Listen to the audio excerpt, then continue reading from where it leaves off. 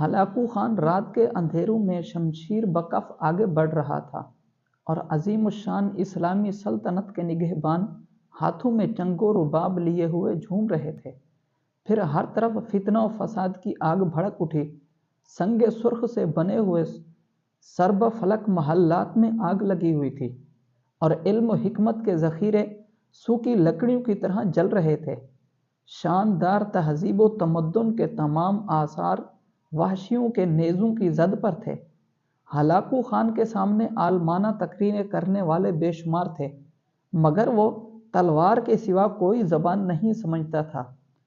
اس فتنہ عظیم کو صرف جرأت و شجاعت کے ہتھیاروں سے روکا جا سکتا تھا، مگر مسلمان بہت پہلے ان ہتھیاروں کو زنگ آلود سمجھ کر اپنے اسلحہ خانوں میں دفن کر چکے تھے۔ اس لیے چنگیز خان کا سفاک